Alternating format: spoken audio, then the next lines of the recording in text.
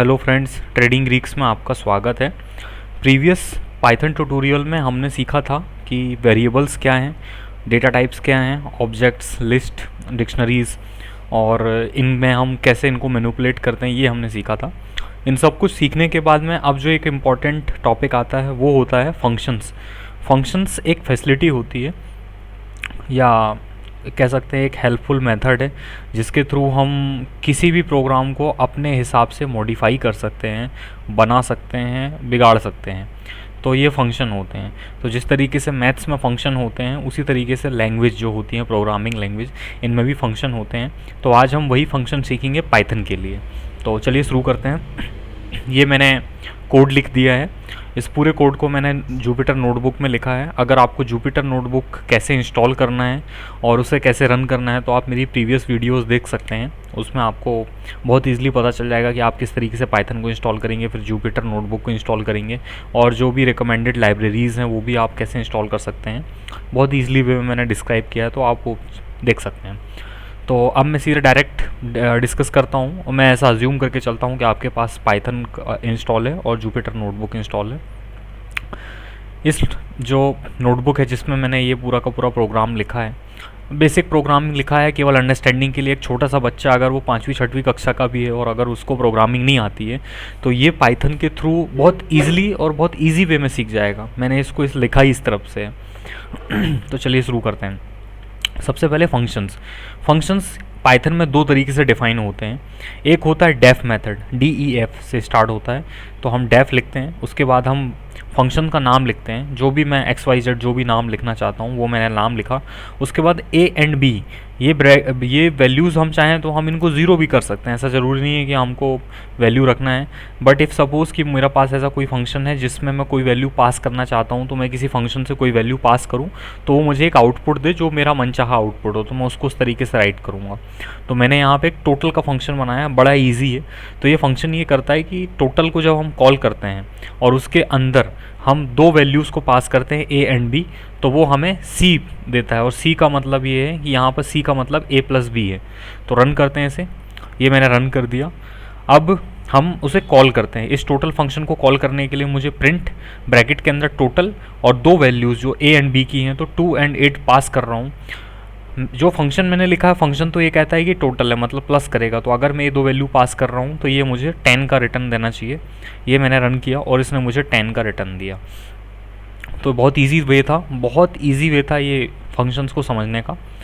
तो हमने एक फंक्शन छोटा सा बना लिया। अब मैं दूसरा फंक्शन बना रहा हूँ जो कि हम अपनी एल्गोरिदम में यूज़ करते हैं, और जब हम ट्रेडिंग की एल्गोरिदम राइट करेंगे कोई नई वाली तो उसमें भी हम इसे यूज़ करेंगे। तो ये फंक्शन जो है DEF डिफाइन फंक्शन है। इसमें मैंने फंक्शन का नाम रखा है ब्रेकआउट। इसमें मैं 3 वैल्यूज़ पास कर रहा हूँ। LTP मतलब लास्ट ट्रांजैक्शन प्राइस, हाई मतलब स्टॉक का जो हाई है, और लो जो कि स्टॉक का लो है। उसके बाद हमें यहाँ पे कॉलन लगाना है और फिर उसके बाद में हम इफ़ स्टेटमेंट यूज़ कर रहे हैं, जो कि मैंने प्रीवियस वीडियो में समझाया है कि किस तरीके से हम कंडीशनल स्टेटमेंट को यूज़ करके बहुत प्यारे तरीके से प्रोग्राम कर सकते हैं किसी भी चीज़ को।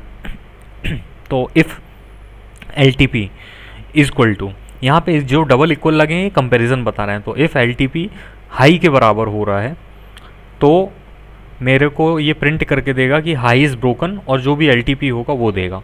अगर एलिफ LTP लो के बराबर हो रहा है तो ये मुझे देगा लो इज़ ब्रोकन, और LTP जो भी होगा वो देगा। अगर LTP इन दोनों के बराबर नहीं होगा तो फिर मेरे को सिंपल एक रिटर्न आएगा जो होगा no movement is happening. Simple. Run करते हैं। ये मैंने रन कर दिया। ये मेरा फंक्शन डिफाइन हो चुका है पाइथन में। अब मैं इसके अंदर 3 वैल्यूज़ को पास करूँगा, और वो तीनों वैल्यूज़ मैंने ऐसी रखी हैं कि एक में मैंने LTP और हाई की वैल्यू सेम रखी है, एक में मैंने LTP और लो की वैल्यू सेम रखी है, और एक में मैंने तीनों वैल्यू को अनइक्वल रखा है, मतलब कोई भी इक्वल नहीं है। रन करके देखते हैं और देखते हैं तीनों सिचुएशन में हमें डिफरेंट टाइप का आउटपुट आएगा। ये पहली वैल्यू मैंने रन करी तो ये क्या बोल रहा है, हाई इज़ ब्रोकन, क्योंकि हमने यहाँ पे अपने प्रोग्राम में क्या लिखा है, हाई इज़ ब्रोकन। तो हाई इज़ ब्रोकन, LTP जो भी था वो मुझे रिटर्न आ गया। दूसरा रन करते हैं। लो इज़ ब्रोकन। लो क्यों आया, क्योंकि यहाँ पे कंडीशन ये थी कि LTP अगर लो के बराबर होगा, तो यहाँ पे मेरा LTP 33 है और लो मेरा 33 है। अगर ये दोनों इक्वल हैं तो मुझे ये लिख कर आएगा कि लो इज़ ब्रोकन, एलटीपी जो भी वो लिख कर आ गया। अब तीसरा जो रन कर रहा हूँ उसमें तीनों वैल्यू जो हैं आपस में मतलब इक्वल नहीं है, मतलब अनइक्वल हैं। तो मुझे क्या रिटर्न आना चाहिए, जब ये इक्वल नहीं है ये इक्वल नहीं है, तो मुझे जो तीसरा मैंने लिखा है टर्म वो आएगा, नो मूवमेंट इज़ हैपनिंग। ये मैंने रन किया और ये देखिए नो मूवमेंट इज़ हैपनिंग। तो इस तरीके से आप बहुत ईजिली आप अपने प्रोग्रामों को बना सकते हैं और उन्हें चाहें तो रन कर सकते हैं। ठीक है, अब कुछ चीज़ें हैं जो समझना बहुत ज़रूरी है जब हम फंक्शन में काम कर रहे हैं। फंक्शन के अंदर ये जो हम वेरिएबल यूज़ कर रहे हैं, इन वेरिएबल का बहुत बड़ा स्कोप होता है, उस स्कोप को समझते हैं। तो यहाँ पे देखिए मैंने तीन चीज़ें समझना है हमें, स्कोप, ग्लोबल, लोकल। ग्लोबल का मतलब क्या है, ग्लोबल का मतलब ये है कि ये जो फंक्शन है इस फंक्शन के बाहर कोई भी कोड लिखा होगा वो ग्लोबल कहलाएगा, और इस फंक्शन के अंदर कोई भी कोड लिखा होगा वो लोकल कहलाएगा। तो अगर मुझे फंक्शन के बाहर के कोड को रन करना है या बाहर के वेरिएबल को कॉल करना है तो मैं इजीली कॉल कर सकता हूँ, क्योंकि वो इस फंक्शन के बाहर है तो उसे हम इजीली असेस कर सकते हैं। लेकिन अगर कोई वेरिएबल इस फंक्शन के अंदर है तो वो लोकल वेरिएबल है और वो केवल और केवल फंक्शन के अंदर ही कॉल किया जा सकता है। यहाँ पे वही टर्म एंड कंडीशन है, समझने की कोशिश करिएगा। सबसे पहले मैंने एक फंक्शन डिफाइन किया डेफ मेथड से, और फंक्शन का नाम मैंने रखा स्कोप। इसके अंदर मैं कोई भी वैल्यू पास नहीं कर रहा हूँ, मैं सिंपली कॉलन लगाया और मैंने x इक्वल 100 लिखा। अब यहाँ पे जो x की वैल्यू 100 है ये लोकल है, तो जब मैं फंक्शन को रिकॉल करूँगा, ये स्कोप को मैंने लास्ट में रिकॉल किया है, तो मेरी वैल्यू जो है x इक्वल टू 100 आना चाहिए। और अब यहाँ पर आप देखिएगा कि ये फंक्शन के मैं बाहर आ गया हूँ, तो यहाँ पे फंक्शन के बाहर मैंने x इक्वल टू 100 डिफाइन किया है, और जब मैं इसको रन करूँगा तो मुझे जो x की वैल्यू है वो 80 आएगी। लेकिन अगर मैं इस वाली वैल्यू को, अगर मैं चाहता हूँ कि ये वाली वैल्यू प्रिंट हो जाए, तो वो वैल्यू प्रिंट नहीं होगी, वो तभी प्रिंट होगी जब स्कोप फंक्शन को कॉल किया जाएगा। रन करके देखते हैं, अभी पता चल जाएगा। ये मैंने रन किया। अब यहाँ पे दो चीज़ें हैं। सबसे पहले तो मेरी वैल्यू आई x, अब पढ़ते हैं, this is outside of function, ये वाला देखिएगा, this is outside of function hence global variable, मतलब फंक्शन के बाहर है तो ये ग्लोबल वेरिएबल है, and can be accessed from anywhere. तो x की जो वैल्यू थी x, ये वाली वैल्यू ये 80 आ गई, क्योंकि ये ग्लोबल वेरिएबल है तो मैं इसको ईजिली असेस कर पा रहा हूँ। अब दूसरा, this is inside of function, मतलब मैंने अब नीचे यहाँ तक तो मैंने लिख दिया था ये। अब मैं ये जो फंक्शन मैंने लिखा है इस फंक्शन को मैं कॉल कर रहा हूँ। जब मैं फंक्शन को कॉल करता हूँ तभी फंक्शन रन होगा, अगर मैं फंक्शन को कॉल नहीं करूँगा तो फंक्शन रन नहीं होगा। तो मैंने फंक्शन को कॉल किया, स्कोप ब्रैकेट लगाया और मैंने उसे रन किया, तो आप देखेंगे कि ये दूसरा जो आउटपुट आया है यहाँ पर, this is inside of function, मतलब ये वाला this is inside of function hence local variable and can't be accessed from outside x। तो ये बहुत सिंपल कॉन्सेप्ट था, मगर इसका काफ़ी बेनिफिट होता है। अगर हम कभी जब बड़े प्रोग्राम लिखेंगे तो उसमें मैं आपको और डीपली समझाऊंगा कि किस तरीके से हेल्पफुल है। लेकिन ये बहुत इंपॉर्टेंट है और ये हर प्रोग्रामिंग लैंग्वेज में बहुत काम आता है, क्योंकि कई बार क्या होता है कि सेम चीज़ फंक्शन के बाहर भी लिखी होती है, सेम चीज़ फंक्शन के अंदर लिखी होती है, तो हम ये डिफाइन ही नहीं कर पाते कि हम कौन सी वैल्यू को कॉल कर रहे हैं। तो बस हमको इतना दिमाग में रखना है कि अगर कोई चीज़ फंक्शन के अंदर है तो वो लोकल वेरिएबल है, और जब तक हम फंक्शन को कॉल नहीं करेंगे तो उसकी वैल्यू हमें पता ही नहीं चलेगी। और जो ग्लोबल वेरिएबल है उसको हम पूरे के पूरे प्रोग्राम में कहीं भी कॉल कर सकते हैं और वो हमें वैल्यू दे देगा। तो ये समझ में आ गया होगा, आई होप। अब जो नेक्स्ट चीज़ है, passing the value to function which will calculate trading quantity. मैं यहाँ पर मैंने डायरेक्ट फंक्शन स्टार्ट कर दिया था और मैंने वैल्यू पास कर दी, लेकिन मैं समझाया नहीं था कि हम वैल्यू को पास क्यों कर रहे हैं। तो यहाँ पे मैं वही चीज़ को समझाना चाह रहा हूँ। एक छोटा सा मैंने फंक्शन बनाया है जिसका नाम है डेफ, और है फंक्शन का नाम क्वांटिटी। क्वांटिटी हम डिफाइन कैसे कर रहे हैं, क्वांटिटी में हम दो चीज़ें पास करेंगे। पहली वैल्यू हम पास करेंगे मार्जिन की, मतलब मेरे पास कितना कैश है, और दूसरी जो वैल्यू पास करेंगे वो होगी प्राइस की। तो हम ये दो वैल्यू को पास करते हैं, उसके बाद ये हमें रिटर्न करता है। ये कोड है, हमने खुद लिखा है, बहुत ईजिली लिखा जा सकता है। रिटर्न किया और इंटीजर, INT का मतलब है इंटीजर वैल्यू आएगी, तो मार्जिन डिवाइडेड बाय प्राइस, तो मुझे ये वैल्यू पता चलेगी। तो मैं इस फंक्शन को रन करता हूँ और साथ में मैंने नीचे उसी फंक्शन को कॉल किया है जिसमें मैंने 60,000 रुपीज़ की मार्जिन मैंने पास किया है और 250 मेरी प्राइस है। तो मैं ये देखूंगा कि मुझे कितनी क्वांटिटी मैं बाय कर सकता हूँ। तो ये मैं रन करता हूँ और आप देखेंगे मैं 240 क्वांटिटी बाय कर सकता हूँ।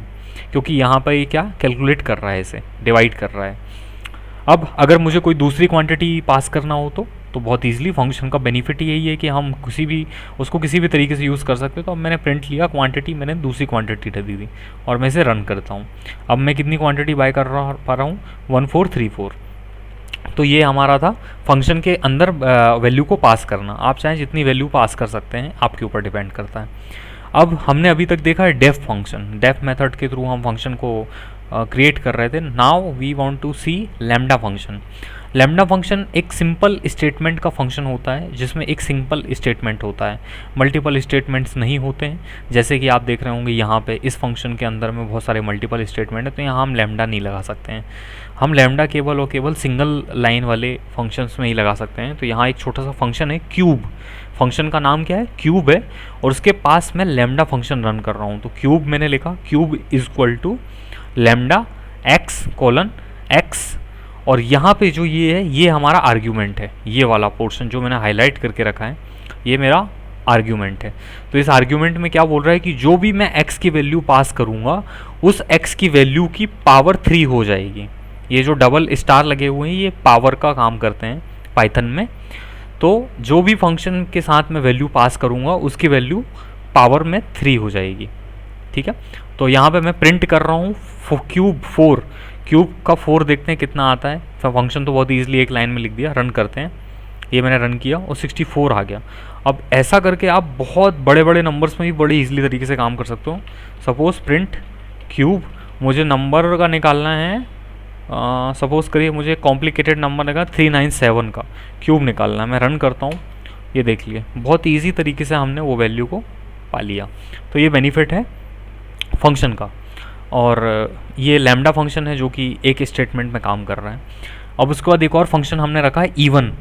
इवन एक वेरिएबल है जिसमें मैंने एक लिस्ट पास करी है 1 2 3 4 5 6 7 8 की 9 10। तो ये लिस्ट है जिसमें 1 से लेकर 10 तक के अल्फा नंबर्स हैं और लिस्ट में है वो।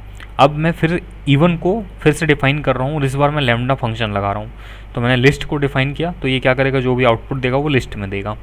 अब फिल्टर लगा दिया मैंने। फिल्टर लगाने के बाद मैंने क्या करा है, लैम्डा एक्स, तो ये तो मेरा हो गया फंक्शन।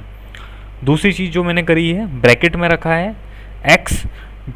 अब ये क्या कर रहा है, एक्स %2 का मतलब क्या हुआ, एक्स %2 का मतलब ये है कि अगर कोई नंबर को मैं 2 से डिवाइड करूँगा और अगर उसका रिमाइंडर 0 है तो ये रिमाइंडर 0 हो गया और 0 इक्वल टू 0 हुआ तो वो नंबर इवन होगा। तो ये कंडीशन मैंने डाल दी कि अगर वो 0 है और उसकी वैल्यू 0 इक्वल में आ रही है तो मेरा को फ़िल्टर होना चाहिए इवन लिस्ट में से वो नंबर फ़िल्टर होके आ जाए।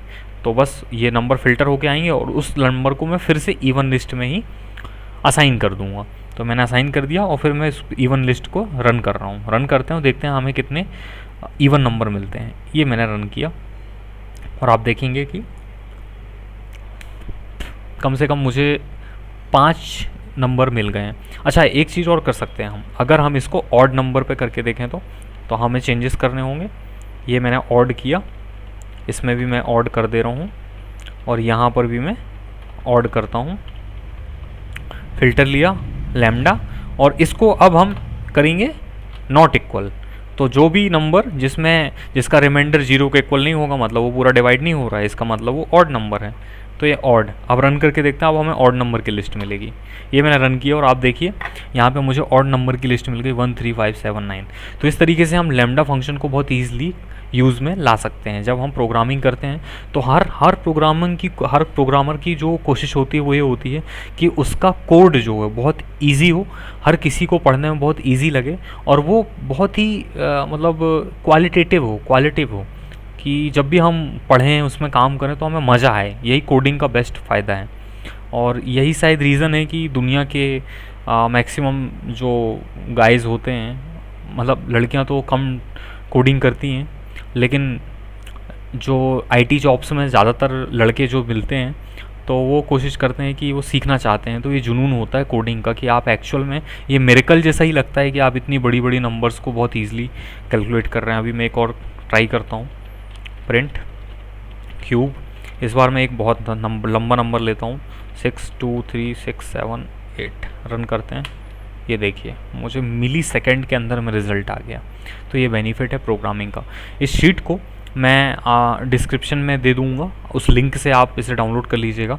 और आने वाले सेशंस में अब हम देखेंगे कि किस तरीके से हम पाइथन लैंग्वेज का यूज़ करके, जो मैंने आपको बताया था कि एंजल ब्रोकिंग में स्मार्ट एपीआई की जो फैसिलिटी है, उस फैसिलिटी का हम यूटिलाइजेशन करें और उसमें हम एल्गोरिदम बनाने की कोशिश करें। तो मैं जल्दी इसमें भी एल्गोरिदम बनाऊंगा, ठीक है। जब तक इस चैनल को सब्सक्राइब करें, अपने दोस्तों के साथ शेयर करें। और मैंने एक नई प्लेलिस्ट स्टार्ट करी है जावा स्क्रिप्ट की, क्योंकि इसमें स्मार्ट एपीआई में आप देखेंगे कि यहाँ पे पाइथन की लाइब्रेरी के साथ में नोड जेएस है। तो उस लाइब्रेरी को भी मैं डिस्क्रिप्शन में उस प्लेलिस्ट को मैं डिस्क्रिप्शन में दे दूँगा, तो आप उसे ज़रूर वॉच करिए। आपके पास पाइथन का नॉलेज होगा, इसके साथ में जावा स्क्रिप्ट का नॉलेज होगा।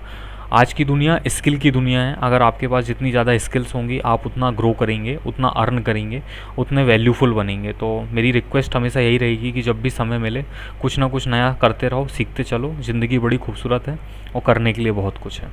Thank you so much.